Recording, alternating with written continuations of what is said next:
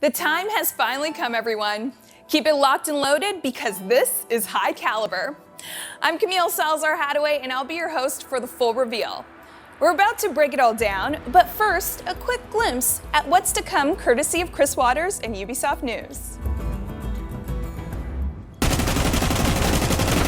All it takes is one look at the new season coming to Rainbow Six Siege to tell you that High Caliber is here to make an impact. Thorn joins the defenders, armed with a dangerous new gadget to send attackers scrambling, and a deadly new weapon to greet them when they do. In addition to the new HUD you're seeing right now, renovations are complete on the Outback map. Plus, player protection updates, balancing changes, and more. It's all coming up right now. Last stop standing. Now I know what you were thinking. What was that weapon in Thorn's hand? How deadly is that gadget? And how exactly does one earn the nickname Thorn? These are all good questions. For the answers, here's game designer Dominique Clement and writer Simon Ducharme.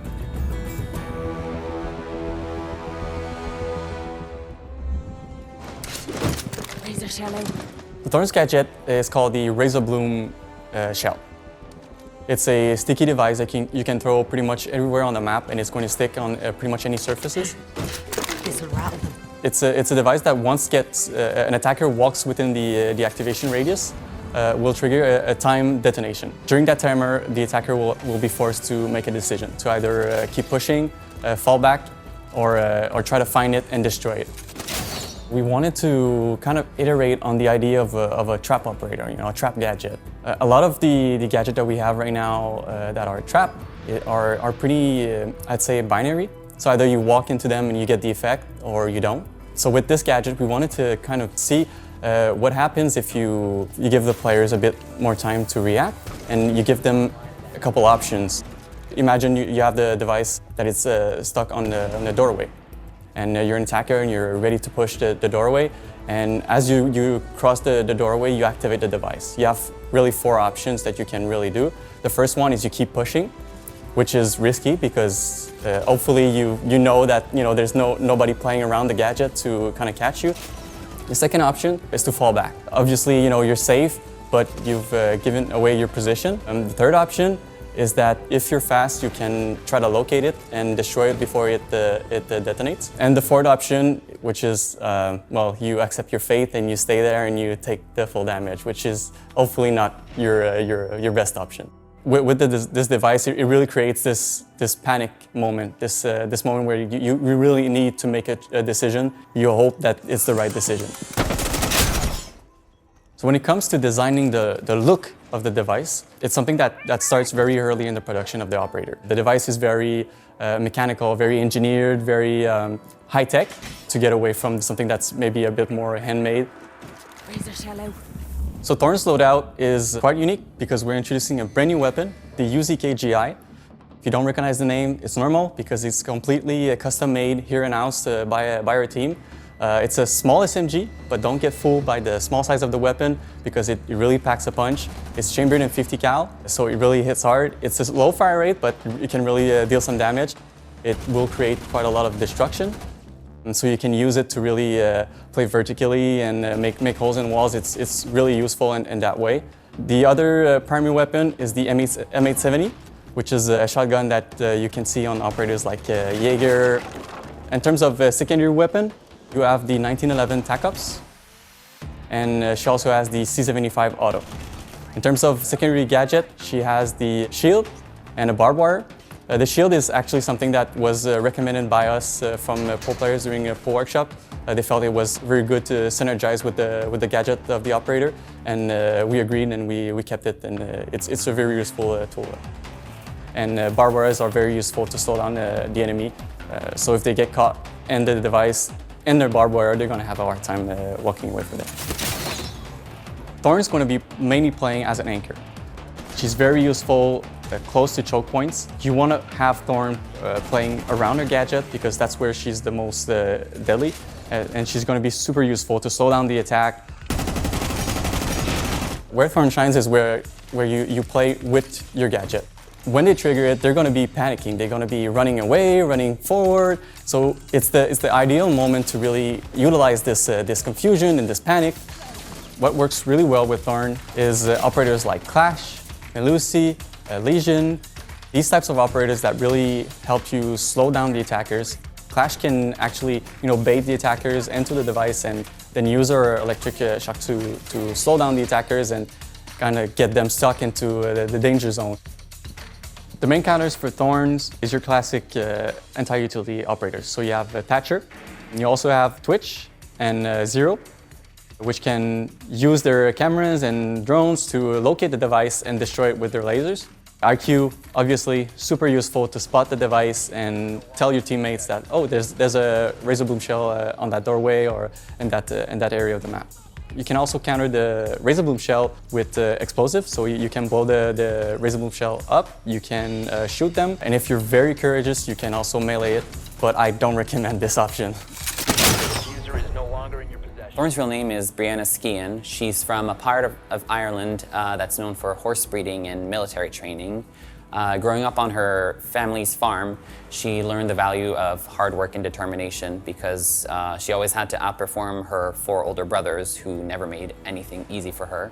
And the first chance that she got, she followed the horses and joined the Garda.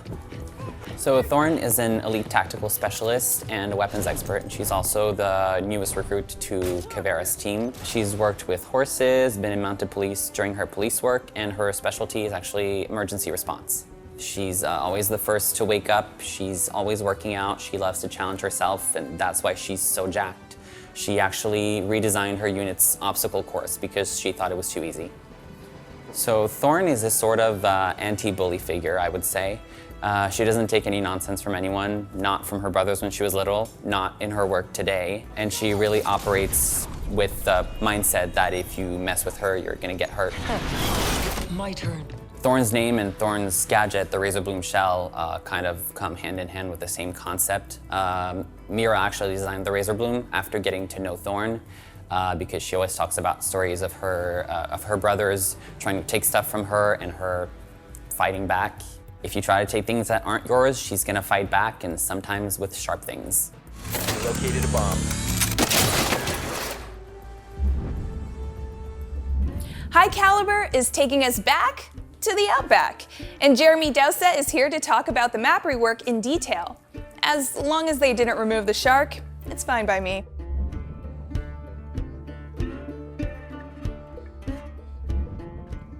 Outback's a relatively new map. There were problems with it, despite doing our due diligence. People found it hard to navigate. Anchoring on the sites was actually quite hard, and we want the map to go into Pro League, into ranked, and we want it to be competitive. So we decided to go through and actually look at the problems.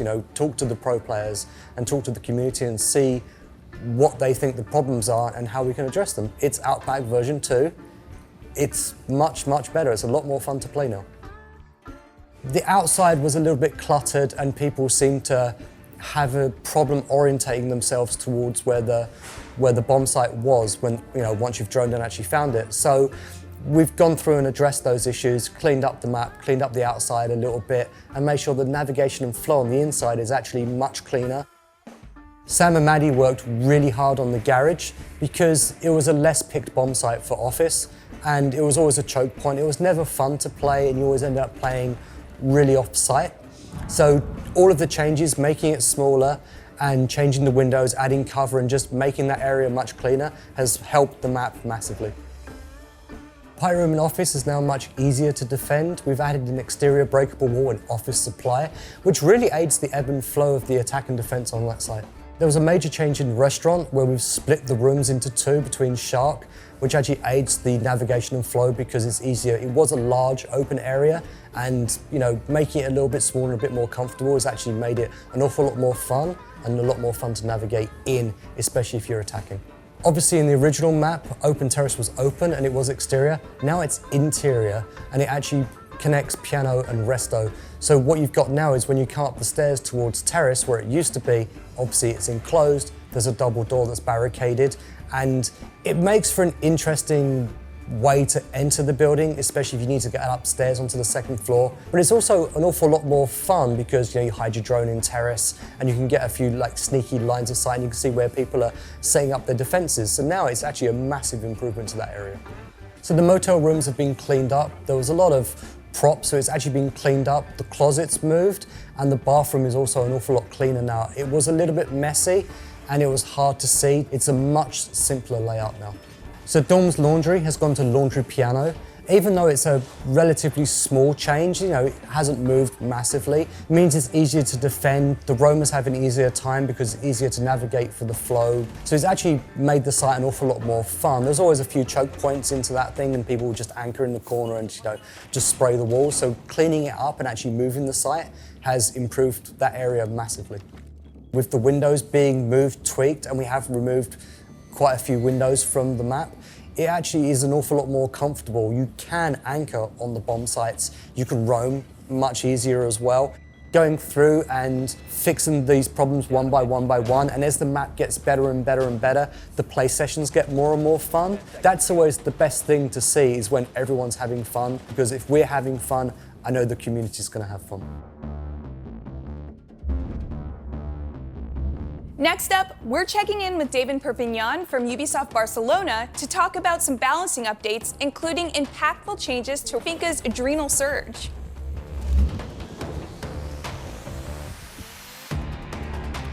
Currently, we have a wide variety of both cameras and drones in defense, and each one behaves a bit different when it comes to being outside of the building.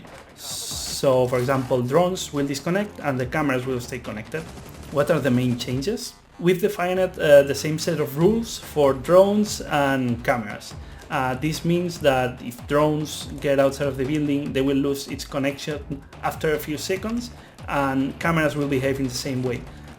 This is affecting Black Eyes, Bulletproof Camera, and also Maestro Evil Eyes. So with these changes, we're expecting Valkyrie to get a bit stronger when she's inside the building, because she will waste less cameras outside, more presence of cameras inside, and we're also expecting the frustration to be reduced for attackers when facing her, specifically in those maps where approaching the building is already a challenge. We also have a secondary issue that is related to Zeros, Argus cameras and Valkyries. Currently it takes a lot of time to get access to the camera right after deployment, and this is something that we want to fix.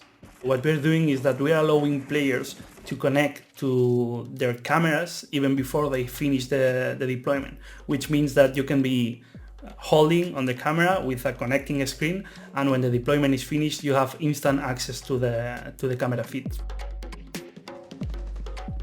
In the current implementation, Finca can help other teammates to stand up from down but not out, but she cannot help herself. So we think this is something that we need to change. If she has available charges, she can trigger the ability and she will stand up.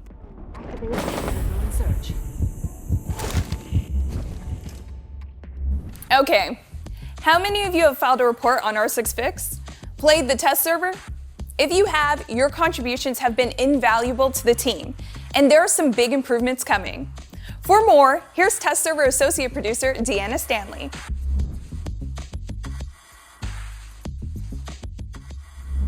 So the current system of R6Fix, it's a bug reporting platform. Players can go on and they can report issues from either the test server before season launches or for the live game. They just enter a bug with a description and their specs, and the dev team will look at it once it's acknowledged. Currently we have some issues with the platform. So we know it doesn't always look active, and we hear from users that there's not a lot of trust in the platform right now. There's a lot of search issues, there's problems with ticket management, duplicates, and there's a general lack of clarity on how the platform works. So with R6Fix 2.0, we have a complete overhaul to the design, we have a better overall user experience, and we have a new severity system to start. So normally users who enter issues are the ones who decide and classify how severe an issue is, but now every contributor to the issue will have a say in that as well. And we've made it easier to submit issues and easier to throw your weight behind existing issues. So if you're spending your time to support the development of Siege by playing on the test server, we want to make sure that that time is respected. It's also why we added the possibility for our devs to discuss with players directly in the comment section of their tickets. So it's going to give them better visibility. They'll be able to receive updates on how the fixes are going. We also made it easier for users to search for issues, so it'll be easier to avoid duplicates, for example. We have added a notification system, so users will be able to track any updates to their tickets as well as resolutions. And we hope that this will encourage players to use this, as having this central hub is the fastest way that we can address an issue. So good news for console players, our 6fix 2.0 is mobile friendly, so we want to make sure it's more accessible to our console players since their feedback is just as important to us. It's going to make it more accessible. They can upload photos directly from their phone, and overall it should be a better experience for our console users. This is definitely the best way to reach out to our devs. It's why we opened this direct line of communication. We want to encourage people to use this channel. It's the fastest way, for sure, for us to see an issue. We're altering the structure of the test servers a little. We know that different players come to the test server for different reasons. Just because you're coming to check out a new operator, it doesn't necessarily mean you want to try out content that's still in the early development stages. So now content's going to be split into more focused testing periods. First, we have our season reveal. The day after the season reveal, we're going to put our seasonal content on the test server. That's going to be only content that's releasing with the season. After that, the season will launch, and the next up will be our new lab test server. So this is going to be more experimental features, giving players a sneak peek at something still in early development. Will this lab test server take place every season? We don't know. We usually have content that's ready to show at that stage, and we hope that we're going to be able to do it as often as possible to give players that sneak peek. Finally, we'll update with the balancing test server, and then leading up to the next season reveal once again. It's no secret that player feedback is really important to us on the test server and on the live servers. It's why we chose to invest in our 6fix 2.0 and also why we've brought these changes to the test server. We want to build back that trust with the community, and we want to give back more to the community for their help. So we're looking forward to introducing rewards in year 7. This is going to provide content that's going to carry over to the live servers, and we're looking forward to sharing more on this next season. When you hear the Siege team use the phrase quality of life, what comes to mind? For High Calibre, it means a HUD that's more accessible and contains more information. And it means better player protections, whether you're live streaming or just playing with your squad. Maxime Daigle and Anne-Sophie Pelletier are here to tell you more.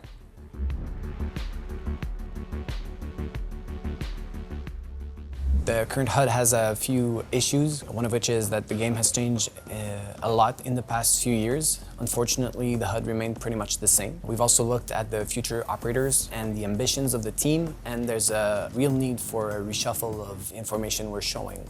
You might not know this, but Siege's UI is based on Flash. And internally, we created a new tool called Phoenix. Basically, is faster, it's easier to work with, more future-proof. It's the perfect time for a rework of the HUD.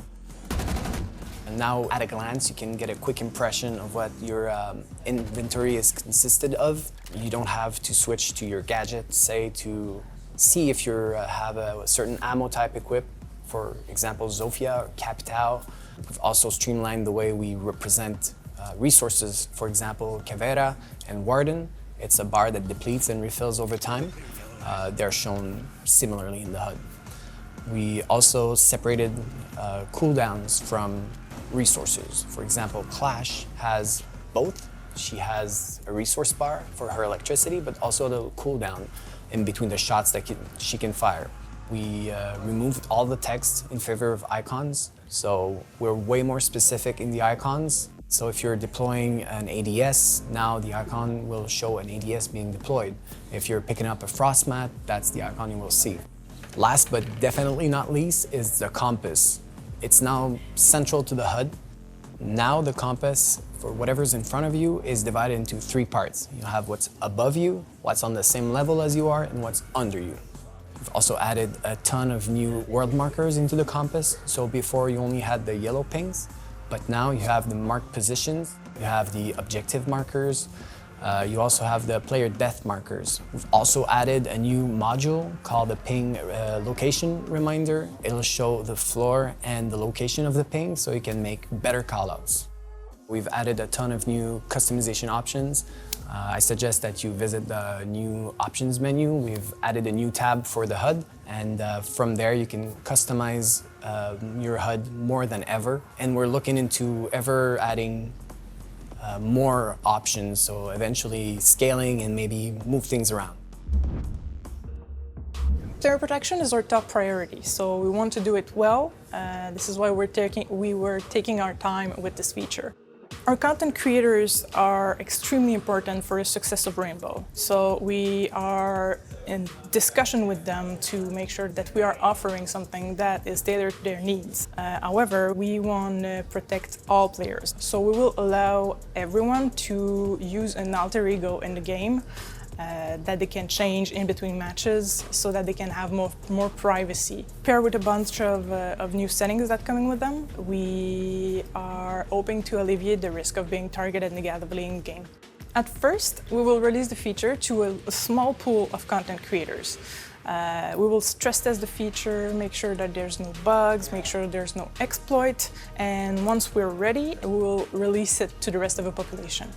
We realized that there is also a broader need of security at the account level for our players. So we reached out to our colleagues in charge of account at Ubisoft, and we are in discussion with them to provide broader security settings for our players. We are extremely excited to let our players try the new privacy settings in the near future.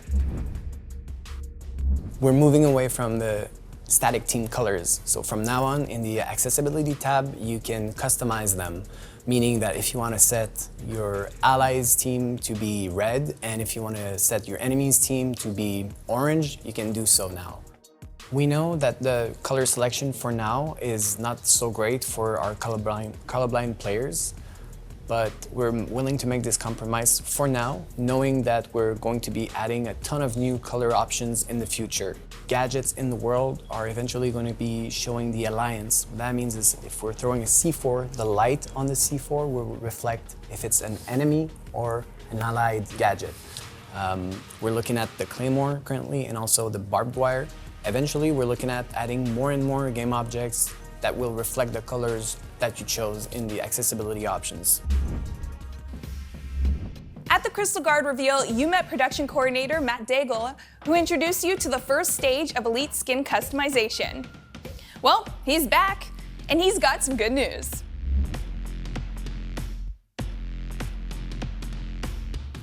Hey, it's me again. Firstly, thank you so much for all your Elite 2.0 combinations. It's been a blast watching social media explode with all the awesome and unique creations. So as we teased in the previous season with customizable headgears and uniforms, I'm excited to announce that this season we're fully ready to release the Elite 2.0 complete package. You'll be able to customize between your ability skins, your victory dances, and your customizable op cards. I'm also excited to announce that we'll be releasing a brand new MTX category, the exotic weapon skins. The animated weapon skins will arrive for Season 4. Here's a sneak peek of what it will look like. Our new exotic MTX category will open the door to tons of brand new possibilities in the future. The show is almost over, which means it's time to tell you when the test server is going live. It's tomorrow. It's usually the day after these reveals. You know how it works. In addition to the updates we've talked about thus far, the high caliber test server will also include the bulletproof camera rework and the HUD drone counter. These changes debuted in Year 6 Season 2 test server, and they are scheduled to go live this season. Experience all these exciting changes for yourself in the high caliber test server starting tomorrow.